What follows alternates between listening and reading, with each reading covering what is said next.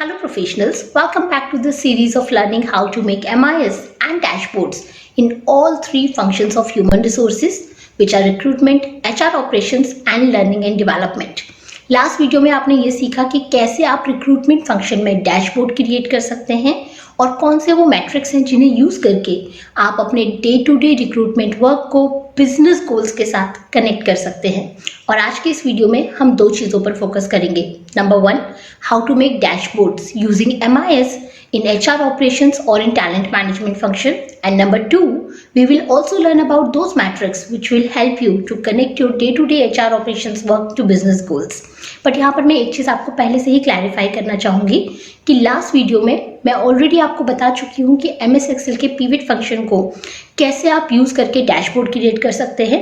तो आज के इस वीडियो में मैं पिवट फंक्शन की यूसेज पे दोबारा फोकस नहीं करूँगी। मैं दोबारा से आपको नहीं बताऊँगी कि पिवट टेबल कैसे बनाते हैं, because it is my responsibility to save your time as well. जो चीज़ हम एक बार कर चुके हैं उस पर हम दोबारा फोकस नहीं करेंगे।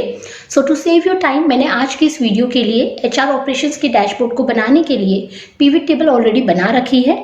बट मैं आपको ये ज़रूर बताऊँगी कि कौन सी पिवट टेबल बनानी है और कैसे आप डेटा को एनालाइज करके HR ऑपरेशंस में डैशबोर्ड क्रिएट कर सकते हैं।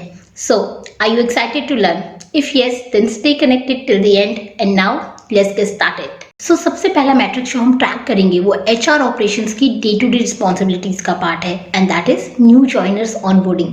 इस मैट्रिक्स के थ्रू हम ये ट्रैक करने की कोशिश करेंगे कि वो बेसिक चीज़ें जो एक एम्प्लॉय अपनी ज्वाइनिंग के टाइम पे एम्प्लॉयर से एक्सपेक्ट करता है, क्या वो आपकी ऑर्गेनाइजेशन में ऑन टाइम हो रही हैं या नहीं हो रही हैं। और यहाँ पर मैं किसी फील गुड फैक्टर की बात नहीं कर रही हूँ, but I am talking about those basic things जो एम्प्लॉय एक्सपीरियंस में सॉल्ट का रोल प्ले करती हैं। जैसे कि अगर आपके खाने में सॉल्ट हो तो इस बात को आप बहुत ज़्यादा अप्रिशिएट नहीं करेंगे, लेकिन अगर आपके खाने में सॉल्ट ना हो देन फॉर श्योर आपका पूरा टेस्ट खराब हो जाएगा। सिमिलरली एज एन HR जब आप इन बेसिक चीज़ों को करते हैं तो आप एम्प्लॉय एक्सपीरियंस में कोई बहुत ज़्यादा वैल्यू ऐड नहीं कर रहे हैं, लेकिन अगर आप इन चीज़ों को नहीं करते हैं देन फॉर श्योर आप एज एन HR अपनी ऑर्गेनाइजेशन की इमेज को ज़रूर खराब कर सकते हैं। और ये वो चीज़ें हैं जो कि एम्प्लॉय की ज्वाइनिंग के विद इन 7 days हो जानी चाहिए। और ये चीज़ें हैं number one, ensuring proper documentation of an employee, number 2, releasing on time appointment letter and identity card, and number 3, ensuring proper induction of an employee so that he or she is familiar with the company and other related functions of the organization. ये वो चीज़ें हैं जो कि employ बिना मांगे बिना follow up के अपनी ऑर्गेनाइजेशन से एक्सपेक्ट करता है। और अगर इन बेसिक चीज़ों के लिए भी एम्प्लॉय को फॉलोअप करना पड़े then for sure you are turning your employees into your detractors, जो कि प्रोएक्टिवली मार्केट में जाकर आपकी ऑर्गेनाइजेशन की बैड प्रैक्टिसेस के बारे में बाकी सभी कैंडिडेट्स को बताएंगे, जो कि लॉन्ग रन में आपकी ऑर्गेनाइजेशन की एम्प्लॉयर ब्रांडिंग और आपके ऑफर एक्सेप्टेंस रेशियो दोनों को हैम्पर कर सकता है। You tell me one thing, क्या आपने कभी किसी ऐसी ऑर्गेनाइजेशन को ज्वाइन किया है जहां पर अपॉइंटमेंट लेटर जैसी बेसिक चीज़ों के लिए आपको फॉलोअप करना पड़ा हो? How did you feel at that time? Tell me your experience in the comment section, and your experience will help many other people who are watching this video. And now let me show you कि आप इन points को कैसे major कर सकते हैं, कैसे track कर सकते हैं और कैसे आप इन पॉइंट्स को HR डैशबोर्ड में इंक्लूड कर सकते हैं। So this is the sheet which I use to maintain new joiners data. Let me introduce all the heads of this sheet to you. सबसे पहले serial number, then year और month। जैसा कि मैंने आपको बताया था year और month मेंटेन करना बहुत ज़रूरी है, क्योंकि एक रनिंग डेटा है जिसमें 2021 और उसके बाद के आने वाले ईयर्स का डेटा भी होगा, जो कि ईयर्स और मंथ के थ्रू ही मैं स्लाइस कर सकती हूँ। इसलिए बहुत ज़रूरी है कि आप इन दोनों हेड्स को यहाँ पे ज़रूर इंक्लूड करें। Then employee code, name, designation, department, date of joining, CTCs, cost to company, then branch. यहाँ तक न्यू जॉइनर्स की इन्फॉर्मेशन है। उसके बाद का जो डेटा है ये सभी HR टीम के अपने एनालिसिस के लिए है। यहाँ पर आपको टर्न अराउंड टाइम दिया गया है कि एम्प्लॉय की ज्वाइनिंग के 2 दिन के अंदर उनका डॉक्यूमेंटेशन हो जाना चाहिए और उनकी वेलकम किट उन्हें मिल जानी चाहिए। देन यहाँ पर आपको 7 days का टर्न अराउंड टाइम दिया गया है। दैट मीन्स कि 7 दिनों के अंदर, ज्वाइनिंग के 7 दिनों के अंदर एम्प्लॉय का इंडक्शन कंप्लीट हो जाना चाहिए, उनका अपॉइंटमेंट लेटर उन्हें मिल जाना चाहिए और उनका आइडेंटिटी कार्ड उन्हें मिल जाना चाहिए। अगर इस पूरे प्रोसेस में कोई भी डिले हो रही है then that delay has to be communicated to employee well in advance, ताकि उनके मन में ऑर्गेनाइजेशन को लेकर कोई नेगेटिव इमेज ना बने। एम्प्लॉय शुड बी अवेयर कि ये डिले हो रही है और ये डिले क्यों हो रही है। इसके बाद का जो डेटा है ये आपके फर्दर एनालिसिस के लिए है कि जब भी आप इस डेटा को ऑर्गेनाइजेशन में किसी भी सीनियर लीडर के सामने प्रेजेंट करते हैं, अगर वो आपसे ये पूछते हैं कि ठीक है आप डॉक्यूमेंटेशन तो कर रहे हैं, इंडक्शन भी कर रहे हैं, अपॉइंटमेंट लेटर भी दे रहे हैं और आई कार्ड भी दे रहे हैं, बट क्या ये आप एम्प्लॉय की ज्वाइनिंग के 2 दिन में कर रहे हैं या एम्प्लॉय की ज्वाइनिंग के 30 दिन बाद कर रहे हैं, जिसके लिए एम्प्लॉय को मल्टीपल फॉलोअप करने पड़ रहे हैं। So here we are going to maintain this data to answer such kind of query. Documentation और वेलकम किट के स्टेटस के लिए आपको 2 दिन का समय दिया गया था। यहाँ पे वो डेट आएगी जिस दिन आपने डॉक्यूमेंटेशन कंप्लीट कर लिया और वेलकम किट एम्प्लॉय को दे दी। इसके अगेंस्ट में आएगा कि आपने कितना समय लिया इस चीज को वास्तव में करने के लिए, और उसके बाद कॉलम आएगा days ahead oblique delayed. That means कि आपको जो टैग दिया गया था उसके अगेंस्ट में आपने कितना कम या कितने ज्यादा दिन का समय लिया। तो यहाँ पर अगर आप देखेंगे इस पर्टिकुलर एम्प्लॉय ने 14 दिसंबर को ज्वाइन किया था एग्जीक्यूटिव मार्केटिंग की पोजीशन पर उनका डॉक्यूमेंटेशन जो कंप्लीट हुआ और वेलकम किट जो उन्हें दी गई वो दी गई 23 दिसंबर को। दैट मीन्स 9 दिन के बाद, जबकि आपका टर्न अराउंड टाइम था सिर्फ 2 दिन का। इसीलिए यहाँ पर डेज अहेड ऑब्लिक डिलेड में -7 डेज दिखा रहा है। दैट मीन्स कि आपने 7 दिन का एक्स्ट्रा समय लिया है। और कंडीशनल फॉर्मेटिंग के थ्रू जो भी फिगर्स माइनस में है वो मैंने रेड से हाईलाइट कर दी है। अगर आप कंडीशनल फॉर्मेटिंग अप्लाई करना चाहते हैं तो जिस भी डाटा में आप कंडीशनल फॉर्मेटिंग अप्लाई करना चाहते हैं उस डाटा को आप सिलेक्ट कीजिए और देन कंडीशनल फॉर्मेटिंग में जाके हाईलाइट सेल रूल्स में आप जाइए। यहाँ पर मैंने लिखा है अगर कोई भी नंबर लेस देन 0 हो तो उसे आप रेड से हाईलाइट कर दीजिए। इसलिए यहाँ पे जो -7 है क्योंकि ये 0 से छोटा नंबर है वो रेड में दिखा रहा है। देन सिमिलरली आप इन्फॉर्मेशन कैप्चर करेंगे इंडक्शन स्टेटस की, कि इंडक्शन के लिए आपका क्या टैग था, अपॉइंटमेंट लेटर, इंडक्शन और आई कार्ड के लिए सेम टैग था 7 डेज का, वो मैंने यहाँ पर लिखा है। किस डेट में आपने इंडक्शन कंक्लूड किया और कितने कम या कितने ज्यादा दिन का आपने समय लिया इंडक्शन को कंप्लीट करने में। देन उसके बाद सेम इन्फॉर्मेशन आपके अपॉइंटमेंट लेटर और आई कार्ड की भी यहाँ पे कैप्चर्ड है, ताकि कोई भी सीनियर लीडर ऑर्गेनाइजेशन में अगर आपसे किसी पर्टिकुलर एम्प्लॉय के लिए ये क्वेश्चन करता है कि उनका इंडक्शन कितना जल्दी या कितने डिले हुआ, तो आप इस डेटा के थ्रू इस तरह की क्वेरीज को आंसर कर सकते हैं। And now let me show you how to show this data in a dashboard. इस डेटा को डैशबोर्ड में शो करने के लिए सबसे पहले हमें इसकी पीविट बनानी होगी। जैसा कि मैंने आपको वीडियो के शुरू में बताया कि पीविट मैंने ऑलरेडी बना ली है। मैं सिर्फ आपको ये बताऊंगी कि कौन सी पीविट बनानी है। सो ये वो शीट है जहां पर मैंने ऑलरेडी पीविट बना ली है। सबसे पहली जो पीविट मैं बनाऊंगी उसमें मैं ये दिखाऊंगी कितने एम्प्लॉयज ने किस ब्रांच में ज्वाइन किया है। आप चाहें तो इसमें और भी कोई हेड इंक्लूड कर सकते हैं, ब्रांच के नीचे आप डिपार्टमेंट भी दिखा सकते हैं। तो ये मेरे 10 एम्प्लॉय का डाटा है जिन्होंने चेन्नई, दिल्ली, गुड़गांव, जयपुर और नोएडा की ब्रांच में ज्वाइन किया है। फर्दर इसमें आप डिपार्टमेंट भी दिखा सकते हैं, जैसा भी आप चाहें। उसके बाद मैंने इंडक्शन स्टेटस इन 10 एम्प्लॉयज का क्या है उसकी पीविट टेबल बनाई है, जिसके लिए रो लेवल में मैंने ब्रांच को लिया है, कॉलम में इंडक्शन स्टेटस को और सेम हेड को मैंने वैल्यूज में लिया है। देन सिमिलरली मैंने डॉक्यूमेंटेशन स्टेटस की पीविट टेबल बनाई है कि डॉक्यूमेंटेशन कितने एम्प्लॉयज का हो गया है, कितनों का बचा है अभी। देन अपॉइंटमेंट लेटर की and then I card status की कि इनका क्या स्टेटस है। अब क्योंकि ये मल्टीपल पीविट टेबल है तो मैं इन 4-5 पीविट टेबल के लिए अलग अलग ग्राफ नहीं बनाऊंगी। मैं जो ये 4 टेबल है इंडक्शन, डॉक्यूमेंटेशन, अपॉइंटमेंट लेटर और आई कार्ड, इन सब के लिए फर्दर एक और टेबल क्रिएट करूंगी और सिर्फ एक ही ग्राफ बनाऊंगी। सो ये वो मेरी फर्दर टेबल है जो मैंने क्रिएट करी है, जिसमें हेड्स ये चारों हैं, induction, documentation, appointment letter and I card. और इनके अगेंस्ट में जो फिगर है ये मैंने मैनुअली नहीं फीड करी है। इसे मैं यहाँ पे इजिकल टू प्रेस करूंगी और जो ये येस वाली फिगर है ग्रैंड टोटल की, दैट मीन्स कि इतने एम्प्लॉयज का इंडक्शन हो गया है, इस पे मैं क्लिक करूंगी और ये फिगर यहाँ पे फॉर्मूला लिंक्ड हो गई है। जब भी पीविट टेबल चेंज होगी अकॉर्डिंगली ये फिगर यहाँ पर चेंज हो जाएगी। सिमिलरली डॉक्यूमेंटेशन के लिए और अपॉइंटमेंट लेटर और आई कार्ड के लिए फिगर मैंने कैप्चर करी है। अब ग्राफ बनाने के लिए मैं सबसे पहले अपनी न्यू ज्वाइनर इन्फॉर्मेशन का ग्राफ बनाऊंगी कि मेरे टोटल कितने एम्प्लॉयज ने किस किस ब्रांच में ज्वाइन किया है। इन बार्स को मैं यहाँ से हटाऊंगी, टोटल नंबर को मैं यहाँ से हटा दूंगी एंड इसको मैं अपनी डैशबोर्ड वाली शीट में यहाँ पर पेस्ट कर दूंगी। एड डेटा लेवल्स में करूंगी, टोटल को मैं यहाँ से हटाऊंगी, ग्राफ को मैं छोटा कर दूंगी क्योंकि मेरे अभी थोड़े और ग्राफ भी हैं जो इस शीट में आने हैं। और इसके बाद जो ये मैंने नई टेबल बनाई है इसके थ्रू मैं अपना एक ग्राफ बनाऊंगी विच हैज माई इंफॉर्मेशन कि न्यू ज्वाइनीज का ऑनबोर्डिंग स्टेटस क्या है, कितने एम्प्लॉयज का इंडक्शन हो गया है, कितने एम्प्लॉयज का डॉक्यूमेंटेशन हो गया है, अपॉइंटमेंट लेटर और आई कार्ड मिल गया है।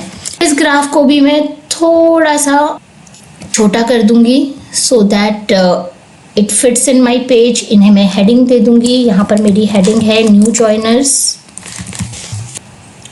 और यहाँ पर मैं हेडिंग दे दूंगी new joiners onboarding status. So ये मेरे दो ग्राफ हैं जो रेडी हो चुके हैं। And now let's understand about second matrix which will help you to connect your day-to-day HR operations work to business goals. And that matrix is every employee aware in your organization what is expected from him or her. That means कि क्या आपकी organization में सभी employees के KRAs, Key Results Areas और KPIs, Key Performance Indicators decided है या नहीं। अगर हैं then as an HR आपके पास इन्फॉर्मेशन ज़रूर होनी चाहिए कि किस लेवल पर, किस डेजिग्नेशन पर, किस एम्प्लॉय के क्या KRA और KPI हैं।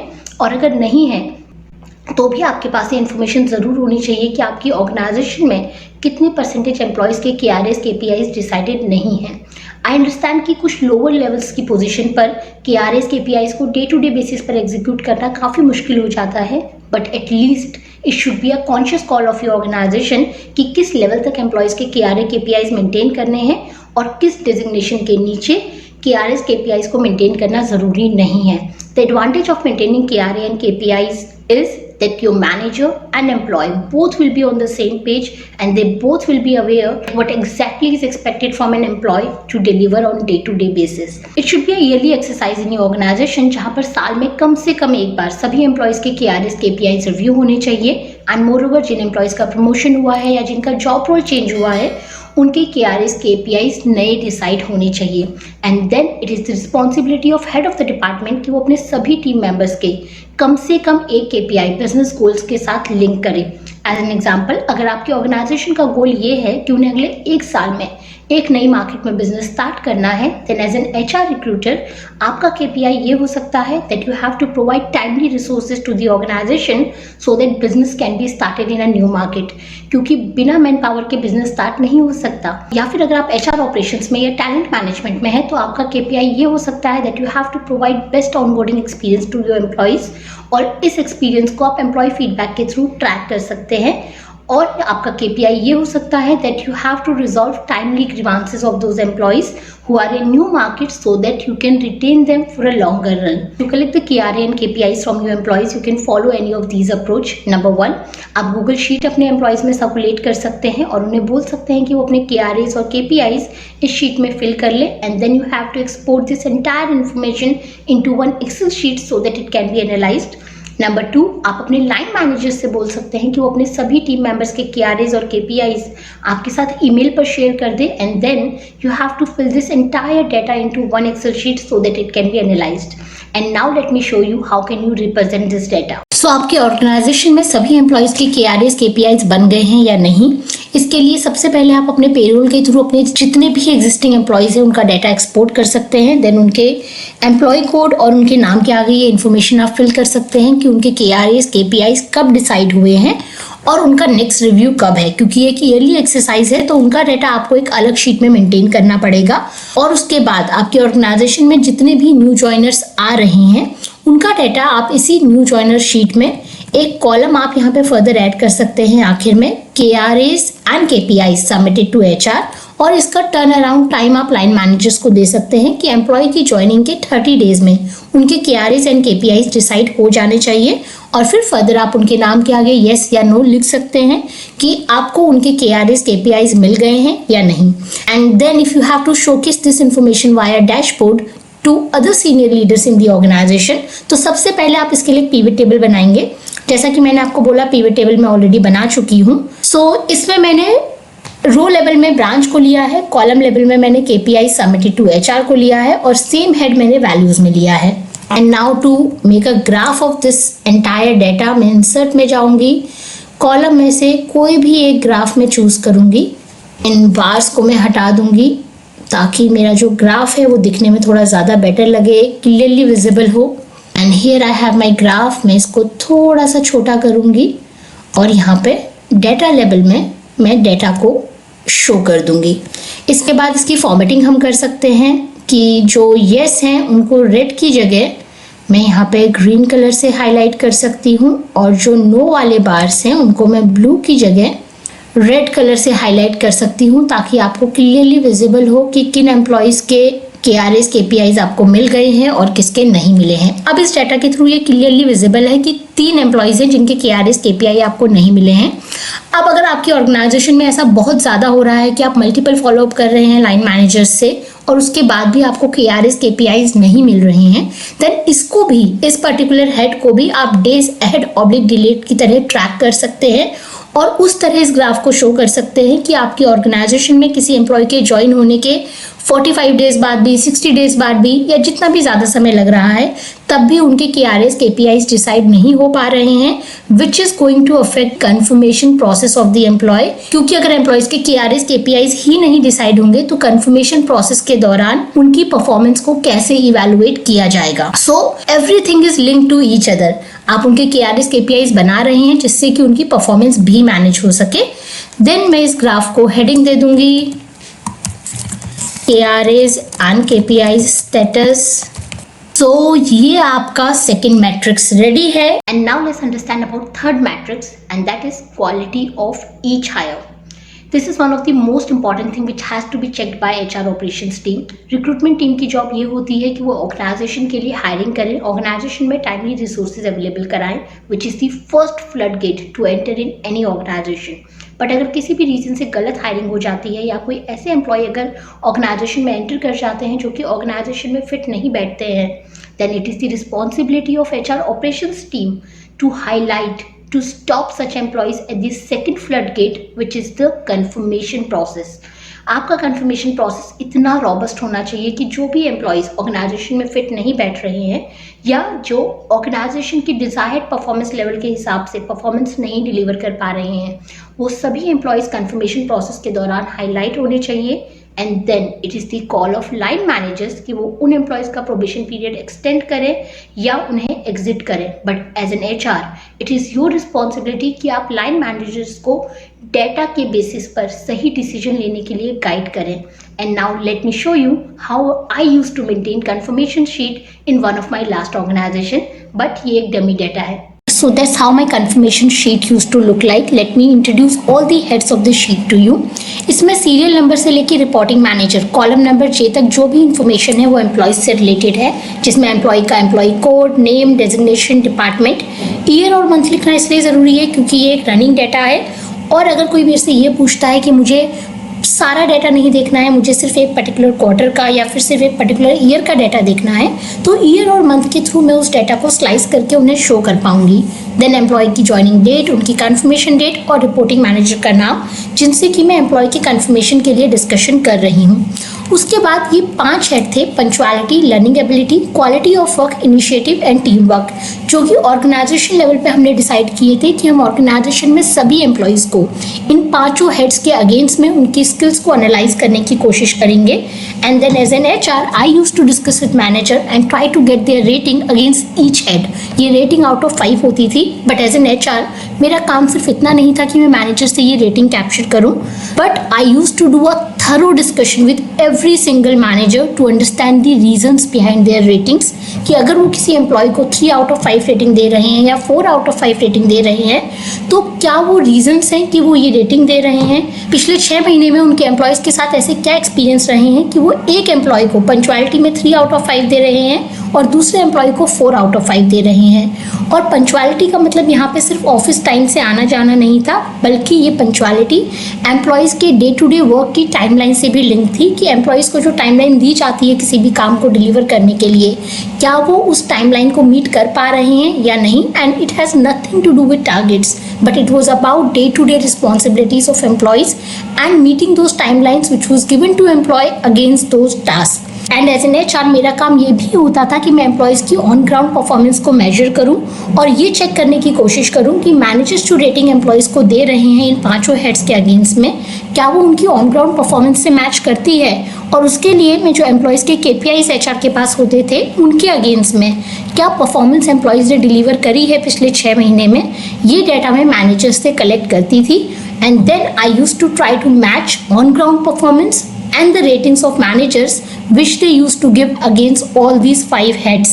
ऐसा नहीं होना चाहिए था कि मैनेजर्स रेटिंग तो बहुत अच्छी दे रहे हैं एम्प्लॉय को, बट उनकी ऑन ग्राउंड परफॉर्मेंस उतनी अच्छी नहीं है।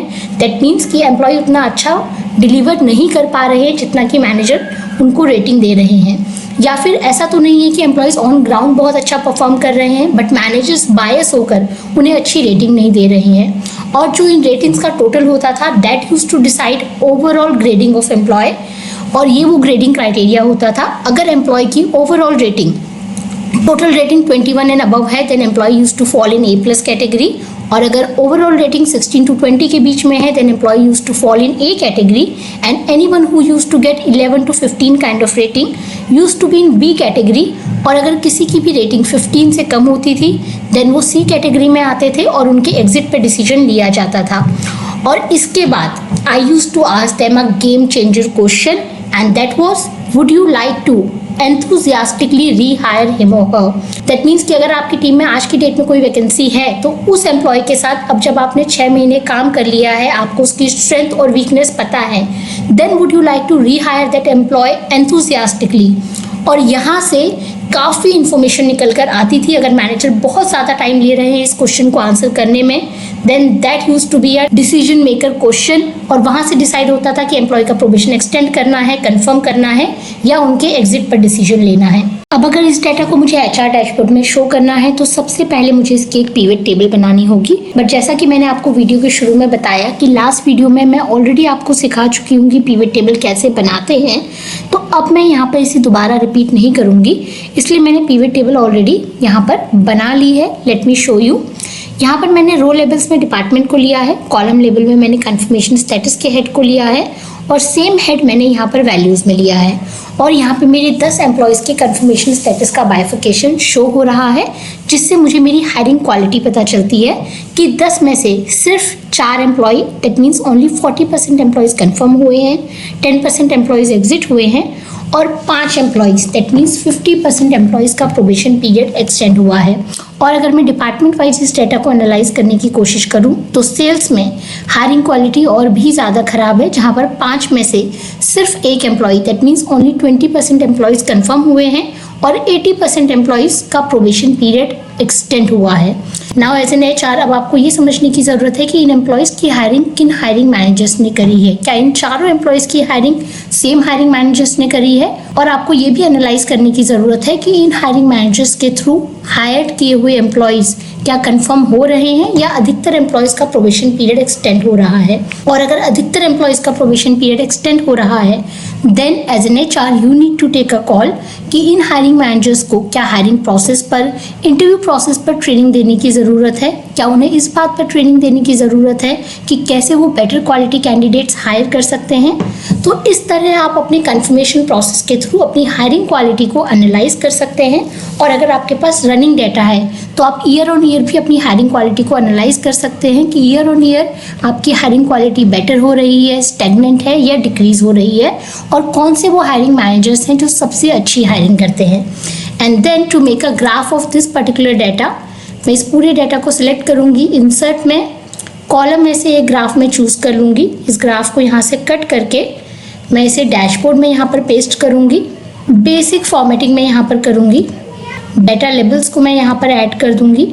कलर फॉर्मेटिंग हम यहाँ पर फाइनली बाद में करेंगे, जिसमें कि जो कंफर्म्ड एम्प्लॉयज़ हैं उन्हें हम ग्रीन से शो कर सकते हैं, जो प्रोबेशन एक्सटेंडेड वाले एम्प्लॉयज़ हैं उन्हें हम ऑरेंज से या येलो कलर से शो कर सकते हैं। इस ग्राफ को मैं थोड़ा सा छोटा करूंगी ताकि मेरे पेज में फिट आए और बाकी ग्राफ्स की ही तरह लगे, अलग से हाईलाइट ना हो। और इसे मैं यहाँ पर हेडिंग दे दूंगी कंफर्मेशन स्टेटस। बेसिक फॉर्मेटिंग यहाँ पे कर देंगे। आपके कंफर्मेशन स्टेटस का ग्राफ यहाँ पर रेडी है, जिससे आप अपनी ऑर्गेनाइजेशन में हायरिंग क्वालिटी को एनालाइज कर सकते हैं। So this is all about third matrix. Now let's move towards fourth matrix. But before that, I have a small question to ask. Are you really finding this video informative, helpful? Am I adding something to your knowledge today? If yes, then like the video, share your thoughts in the comment section, and do subscribe to the channel to know more about job interview tips, career guidance, and latest HR trends. And here on this channel, you will find the answers of all your career related queries. So please click on the subscribe button right now. Fourth matrix is all about understanding attrition trend in your organization. इस point में आपको ये समझने की ज़रूरत है कि आपकी ऑर्गेनाइजेशन में अट्रिशन किस परसेंटेज में हो रहा है और जो एम्प्लॉयज़ आपके ऑर्गेनाइजेशन को छोड़कर जा रहे हैं क्या वो किसी एक पर्टिकुलर एक्सपीरियंस लेवल के हैं, like with in 1 to 2 years और विद इन 5 to 6 ईयर्स और विद इन 9 to 10 ईयर्स, या फिर वो एक मिक्स ग्रुप है और उनके अट्रिशन के रीजंस क्या हैं. Let me show you how can you track this data. So that's how my exit interview sheet looks like. Let me introduce all the heads of this sheet to you. इसमें column number A से column number N तक की almost सारी information आपके पास employ को call करने से पहले अवेलेबल होनी चाहिए, जिसमें कि एम्प्लॉय की आईडी, उनका नाम, उनकी designation, department, branch, date of joining, date of relieving, ताकि आप उनका वर्क टेन्योर फिगर आउट कर सके. उनका कॉन्टैक्ट नंबर अपडेटेड होना चाहिए. और देन एग्जिट इंटरव्यू का स्टेटस आप एम्प्लॉय के एग्जिट इंटरव्यू के बाद यहाँ पे अपडेट कर सकते हैं. उसके बाद उनके रिपोर्टिंग मैनेजर का नाम, कि लास्ट किस मैनेजर को एम्प्लॉय रिपोर्ट कर रहे थे. Then date of exit interview, किस डेट को आप उनका एग्जिट इंटरव्यू ले रहे हैं. And then reason given at the time of leaving, means कि एम्प्लॉय ने जॉब को छोड़ते समय क्या रीजन बताया था जॉब को छोड़ने का. एंड देन यहाँ कैटेगरी में वो रीजन आएगा जो कि एग्जिट इंटरव्यू के दौरान रिवील हो रहा है, क्योंकि ज़रूरी नहीं है कि जो रीज़न एम्प्लॉय ने जॉब को छोड़ते समय बताया था वो उनका रियल एग्जिट रीज़न हो. एज एन एग्जाम्पल, अगर आप यहाँ पर एम्प्लॉय सी को देखेंगे तो इन्होंने जॉब छोड़ते समय रीज़न बताया था कि वो अपना बिजनेस स्टार्ट कर रहे हैं, इसलिए वो जॉब छोड़ रहे हैं. बट जब इनका एग्जिट इंटरव्यू हुआ तो रियल रीज़न जो निकल कर आया कि उनकी ऑर्गेनाइजेशन में लर्निंग अपॉर्चुनिटी ही उन्हें नहीं मिल पा रही थी, इसलिए उन्होंने जॉब छोड़ दी. या फिर अगर आप एम्प्लॉय ई को देखेंगे तो इन्होंने जो रीज़न बताया था जॉब को छोड़ते समय, दैट वाज कि वो गवर्नमेंट जॉब के लिए प्रिपेयर कर रहे हैं, इसलिए वो जॉब छोड़ रहे हैं. मगर एग्जिट इंटरव्यू के दौरान जो रीज़न रिवील हुआ, दैट वाज कि उन्हें मैनेजर के साथ इशू था. उनके मैनेजर उनका कंपैरिजन दूसरे एम्प्लॉयज़ के साथ करते रहते थे, इसलिए उन्होंने सिर्फ 2 महीने में ही जॉब को छोड़ दी. इनका वर्क टेन्योर यहाँ पे सिर्फ 2 महीने का ही है. And then it is very important कि जो भी रीज़न आप यहाँ पर लिखें वो कुछ स्पेसिफिक रीज़न हो, वो कैटेगराइज हो कुछ पर्टिकुलर कैटेगरीज में. ऐसा नहीं हो सकता कि अगर आप 100 एम्प्लॉयज़ का एग्जिट इंटरव्यू ले रहे हैं तो आप 100 रीज़न यहाँ पर लिखेंगे, क्योंकि फिर आप उस डाटा को एनालाइज नहीं कर पाएंगे. डाटा को एनालाइज करने के लिए बहुत ज़रूरी है कि आप अपने एग्जिट रीजंस की कैटेगरी डिफाइन करें, ताकि आपको ये पता चले कि मैक्सिमम एम्प्लॉयज़ किस रीज़न की वजह से जॉब को छोड़ रहे हैं. एंड यहाँ पर मैंने ऑलरेडी 15 कैटेगरी डिफाइन करी हुई हैं, जो कि एक ऑर्गेनाइजेशन के हिसाब से एम्प्लॉय के एग्जिट रीज़न हो सकते हैं. और जहाँ पर भी पॉसिबल है मैंने उस कैटेगरी के लिए सब कैटेगरी भी डिफाइन करी है, ताकि एचआर को रियल रीज़न पता चल सके एम्प्लॉय के जॉब को छोड़ने का. और देन एचआर अपने एक्शन आइटम डिफाइन कर सके कि कैसे वो इन रीजंस को मिनिमाइज कर सकते हैं. और उसके बाद ये 25 क्वेश्चंस की लिस्ट है जो कि मैं एम्प्लॉय से पूछती हूँ, जो कि एग्जिट इंटरव्यू के दौरान हम डिस्कस करते हैं. और इस एग्जिट इंटरव्यू में मुझे कम से कम 30 से 45 मिनट का समय लगता है, डिपेंडिंग अपॉन कि एम्प्लॉय कितना ज़्यादा फीडबैक देना चाहते हैं. अब इस वीडियो में मैं ये 25 क्वेश्चन तो एक्सप्लेन नहीं कर पाऊंगी, but to make the things little easy for you, मैं इन 25 क्वेश्चंस को डाउनलोड करने का लिंक डिस्क्रिप्शन बॉक्स में दे रही हूँ. वहाँ से आप इसे डाउनलोड कर सकते हैं और ये आपको आपके ऑर्गेनाइजेशन में भी एग्जिट इंटरव्यू लेने में हेल्प करेगा. And now if I have to analyse this data, मेरे को सबसे पहले इस डाटा की पीवी टेबल बनानी पड़ेगी. जैसा कि मैंने आपको बताया कि इस वीडियो के लिए पीवी टेबल मैंने ऑलरेडी बना रखी है. सो ये मेरी पीवट टेबल है. मैंने 4 पीवट टेबल इस डाटा में से बनाई है. Let me show it to you. सबसे पहली पीवट टेबल है जहां मैं ब्रांच और डिपार्टमेंट वाइज एग्जिट्स को एनालाइज कर रही हूं कि किस ब्रांच में और किस डिपार्टमेंट में मैक्सिमम एम्प्लॉयज एग्जिट कर रहे हैं. दूसरी पीवट टेबल में एग्जिट इंटरव्यू का स्टेटस है कि जितने भी एम्प्लॉयज एग्जिट हुए उनमें से कितने एम्प्लॉयज का इंटरव्यू हुआ, कितनों का नहीं हुआ. तीसरी पीवट टेबल में सारे एग्जिट्स का रीजन है, जिससे कि मैं ये फोकस कर सकूं कि किस रीजन की वजह से मैक्सिमम एम्प्लॉयज जॉब छोड़कर जा रहे हैं. एंड देन चौथी पीवट टेबल में एम्प्लॉयज का वर्क टेन्योर है, जिससे कि ये पता चल सके कि किस एक्सपीरियंस लेवल के लोग मैक्सिमम जॉब छोड़कर जा रहे हैं. यहाँ पर अगर आप देखेंगे तो 1 to 2 ईयर के एक्सपीरियंस लेवल पे मैक्सिमम एम्प्लॉयज जॉब छोड़कर जा रहे हैं. और देन 3 to 4 and 6 to 7, that means कि आपको इस ग्रुप पर सबसे ज्यादा फोकस करने की जरूरत है. And now I have to make graphs of all these pivot tables. तो उसके लिए मैं सबसे पहले इस डाटा को सिलेक्ट करूंगी, इंसर्ट में जाकर कॉलम में जाऊंगी, एक ग्राफ में यहाँ पर चूज करूंगी. इस ग्राफ को मैं यहाँ से कट करके अपने डैशबोर्ड वाली वर्कबुक में यहाँ पर इसे पेस्ट कर दूंगी. बेसिक जो फॉर्मेटिंग मुझे करनी है वो मैं करूंगी. यहाँ पर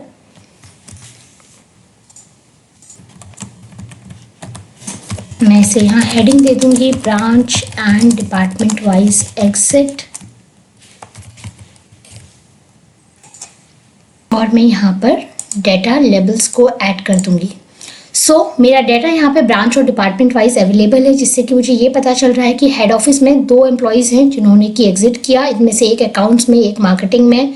जयपुर में कौन से एम्प्लॉयज़ हैं किस डिपार्टमेंट में जिन्होंने एग्जिट किया, बैंगलोर में कौन है और भोपाल में कौन है। और इस डाटा को मैं डिपार्टमेंट वाइज भी एनालाइज कर सकती हूँ। मैं अगर चाहूँ तो यहाँ पर डिपार्टमेंट को इस तरह शो करने के बजाय इसका फिल्टर भी यहाँ पर लगा सकती हूँ। अब मेरे पास यहाँ पे डिपार्टमेंट का फिल्टर है और मेरे को सारे डिपार्टमेंट्स का डाटा नहीं देखना है, मैं सिर्फ इंजीनियरिंग का देखना चाहती हूँ तो सिर्फ इंजीनियरिंग का चेक कर सकती हूँ। या फिर मुझे किसी और डिपार्टमेंट का देखना है, अकाउंट्स और इंजीनियरिंग दोनों का देखना है तो मैं उनका चेक कर सकती हूँ। इस तरह से मैं अपने इस डाटा को एनालाइज कर सकती हूँ। अब जो मुझे अगली पिवट बनानी है that is of exit interview status, इसके लिए मैं पाई चार्ट प्रेफर करूँगी। Here I have my pie chart. इसको मैं यहाँ पर पेस्ट कर दूँगी। बेसिक फॉर्मेटिंग हम कर देंगे। इसमें डाटा लेबल्स में ऐड कर दूँगी। ये यहाँ पे विजिबल नहीं हो रहे हैं, थोड़ा सा इन्हें यहाँ से बाहर कर देंगे ताकि ये क्लियरली विजिबल हो। थोड़ा सा ग्राफ को छोटा करेंगे। इसकी हेडिंग है exit interview status and this graph is also ready. अब मैं तीसरा ग्राफ बनाऊंगी जो कि रीजंस ऑफ एग्जिट का है। तो मैं इंसर्ट में जाकर कॉलम में से ग्राफ चूज करूंगी, इसे यहाँ से कट करके डैशबोर्ड में पेस्ट कर दूंगी। जो भी फॉर्मेटिंग मुझे करने की ज़रूरत है वो मैं यहाँ पर करूँगी। डेटा लेबल्स को मैं ऐड कर दूंगी। ग्राफ का साइज मुझे एडजस्ट करने की ज़रूरत है और इसे मैं हेडिंग दे दूंगी reasons of exit. This graph is also ready. अब मेरा चौथा ग्राफ है टेन्योर ऑफ एग्जिट का, कि किस वर्क टेन्योर में मैक्सिमम एम्प्लॉयज़ एग्जिट कर रहे हैं। इसके लिए भी मैंने ग्राफ को चूज़ किया और यहाँ पर मैं इसे पेस्ट कर रही हूँ। इन बार्स को मैं यहाँ से हटा दूँगी और मैं इसे यहाँ पर हेडिंग दे दूँगी work tenure of exit employees. मेरे चारों ग्राफ्स अब यहाँ पर अवेलेबल है जिनके थ्रू मैं अपने एग्जिट डाटा को एनालाइज कर सकती हूँ कि मेरे ब्रांच और डिपार्टमेंट वाइज कितने एम्प्लॉयज़ एग्जिट कर रहे हैं, एग्जिट इंटरव्यू का स्टेटस क्या है, उन एम्प्लॉयज़ का रीज़न क्या है एग्जिट का, जिससे कि मैं ये फोकस कर सकूँ कि मुझे किस रीज़न पे सबसे ज़्यादा ध्यान देने की ज़रूरत है ताकि मैं उन्हें मिनिमाइज कर सकूँ। और एम्प्लॉय का वर्क टेन्योर की किस एक्सपीरियंस लेवल पे मैक्सिमम एम्प्लॉयज़ एग्जिट कर रहे हैं ताकि मैं उस एक्सपीरियंस लेवल के एम्प्लॉयज़ पर सबसे ज़्यादा फोकस कर सकूँ। Now let's move towards fifth matrix and that is tracking of your rewards and recognition budget, जिससे कि आपको ये पता चल सके कि आपने अपने आर बजट के अगेंस्ट में कितना अमाउंट यूज़ किया और कितना अमाउंट आपने सेव किया। And to do this, you simply have to maintain an Excel sheet where you should record each and every expense which is done under rewards and recognition head. और ज़रूरी नहीं है कि ये सारा काम आप खुद ही करें, स्पेशली आर शीट को मेंटेन करने के लिए, आर बजट को ट्रैक करने के लिए आप एडमिन टीम की हेल्प ले सकते हैं। And let me show you how can you maintain this sheet and track your R budget. So that's how I maintain my R&R sheet. Let me introduce all the heads of the sheet to you. सबसे पहले serial number, उसके बाद year और month होना इसलिए ज़रूरी है ताकि मैं ईयर और मंथ के अकॉर्डिंग अपने डेटा को एनालाइज कर सकूं। देन एक्टिविटी का नाम कि मैंने अपने R&R बजट के अगेंस्ट में कौन कौन सी एक्टिविटी कराई हैं। Then description of activity. अब मेरे हिसाब से ये पर्टिकुलर कॉलम होना इसलिए ज़रूरी है कि अगर एक साल बाद भी कोई मेरे से पूछता है कि किसी पर्टिकुलर एक्टिविटी में मैंने किन किन चीज़ों पर अमाउंट स्पेंड किया था तो मेरे पास इस बात का आंसर ज़रूर होना चाहिए। एक ओवरऑल डिस्क्रिप्शन मेरे पास ज़रूर होनी चाहिए उन्हें बताने के लिए। Then total employees who participated in any activity, then amount spend कि मैंने किसी भी एक्टिविटी में कितना अमाउंट स्पेंड किया था। अब इस पूरे डेटा की मैंने एक पिवट टेबल बनाई है। Let me show it to you. यहाँ पे मैंने रो लेवल में मंथ को और वैल्यूज में मैंने सम ऑफ अमाउंट स्पेंड को लिया है और मेरी पिवट टेबल कुछ इस तरह से दिख रही है जिसमें कि मेरे को हर मंथ के अगेंस्ट में अमाउंट दिखा रहा है कि मैंने कितना अमाउंट किस मंथ में अपने आर बजट का यूज़ किया है और उसका ग्रैंड टोटल भी यहाँ पर शो हो रहा है। अब जो आर बजट ट्रैकर की टेबल है ये मैंने मैनुअली बनाई है, जिसमें बजट अलॉटेड की फिगर मैंने मैनुअली लिखी है 2 लाख एंड बजट यूज्ड में जो 1,46,000 की फिगर है वो मैंने इस सेल से पिक करी है। सिंपली आप इक्वल टू प्रेस करेंगे और इस सेल पर क्लिक कर देंगे। देन यहाँ पर आपकी ये फिगर आ जाएगी और फिर मैंने इसकी परसेंटेज भी कैलकुलेट करी है जिससे कि मुझे ये पता चले कि एज ऑन डेट मैंने अपने आर बजट का कितना अमाउंट यूज़ कर लिया है।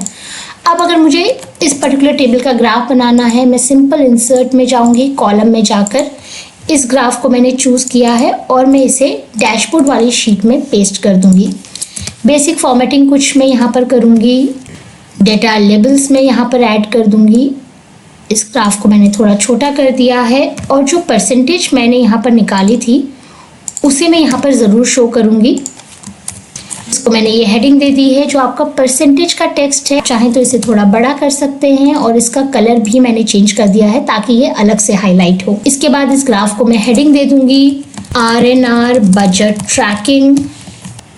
तो इस तरह से आप अपने RNR का ग्राफ अपने HR डैशबोर्ड में इंक्लूड कर सकते हैं। तो अब आपका HR डैशबोर्ड ऑलमोस्ट रेडी हो गया है, बस उसमें थोड़ी सी कलर फॉर्मेटिंग और ग्राफ्स के साइज एडजस्ट करना बाकी है। And to save your time मैंने ये फॉर्मेटिंग ऑलरेडी कर ली है and that's how your final dashboard is looking like. So आपका फाइनल HR डैशबोर्ड अब कुछ इस तरह से दिख रहा है, जिसमें फर्स्ट रोज में जितने भी ग्राफ हैं इसमें आपके न्यू ज्वाइनर्स की इन्फॉर्मेशन अवेलेबल है कि किस ब्रांच में कितने एम्प्लॉयज ने ज्वाइन किया है। उसके बाद न्यू ज्वाइनर्स का ऑनबोर्डिंग स्टेटस की एम्प्लॉयज़ का induction, documentation, appointment letter, I card, ये सभी चीज़ें ऑन टाइम हुई हैं या नहीं हुई हैं, और टैग के अगेंस्ट में कितना जल्दी या कितना लेट हुई है। अगर ये इन्फॉर्मेशन आपको किसी को बतानी है तो आप एक्सेल शीट में चेक करके बता सकते हैं। देन न्यू एम्प्लॉयज़ के KRAs और KPI डिसाइड हुए हैं या नहीं हुए हैं। जिन एम्प्लॉयज़ के नहीं हुए हैं उन्हें आप यहाँ से हाईलाइट कर सकते हैं। एंड देन कि आपकी ऑर्गेनाइजेशन में एम्प्लॉयज़ का कंफर्मेशन का क्या स्टेटस है, जहाँ से आपकी हायरिंग क्वालिटी पता चलेगी। उसके बाद सेकेंड रोज में जो ग्राफ है यहाँ से आपके ऑर्गेनाइजेशन के एट्रिशन ट्रेंड के बारे में पता चलेगा कि आपके ऑर्गेनाइजेशन में किस ब्रांच में कितने एग्जिट हो रहे हैं।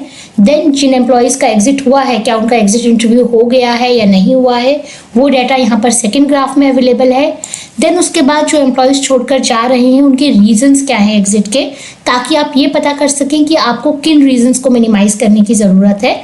एंड देन उसके बाद फोर्थ ग्राफ में ये इन्फॉर्मेशन है कि जो भी एम्प्लॉयज़ छोड़कर जा रहे हैं वो किस वर्क टेन्योर के हैं, किस एक्सपीरियंस लेवल के एम्प्लॉयज़ पर आपको ज़्यादा फोकस करने की ज़रूरत है।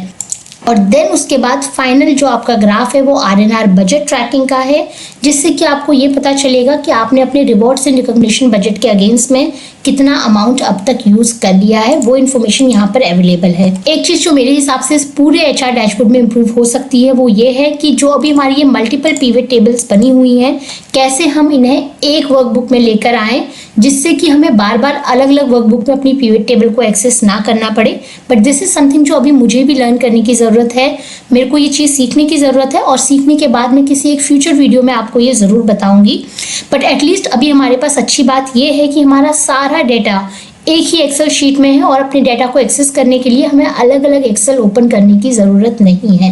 So that's how your final HR dashboard is looking like, जो कि अगर आप अपने सीनियर्स के सामने रिप्रेजेंट करेंगे then I am sure that they will appreciate the fact how you are using your day to day information, how you are using your day-to-day HR work for better decision making which are directly connected to organization goals. एक और चीज जो आप track कर सकते हैं that is grievances received versus grievances resolved within turnaround time. जो भी ऑर्गेनाइजेशंस इस फिगर को ट्रैक करती हैं वो जनरली HR सॉफ्टवेयर यूज़ करती हैं, जिसमें कि एम्प्लॉयज़ अपनी क्वेरी पंच करते हैं और उसी सॉफ्टवेयर के थ्रू उनकी क्वेरी आंसर होती है। अदरवाइज एम्प्लॉयज़ की जो क्वेरीज आपके पास आ रही हैं, अगर आप अपने डे टू डे बेसिस पर MS एक्सेल में एंटर करेंगे तो वो काफ़ी टाइम कंज्यूमिंग हो जाता है और थोड़ा मुश्किल भी है। But if you can track this figure then your entire HR work can be represented in numbers. Next video will be on how to make MIS and dashboard in learning and development function. Make sure that you watch that.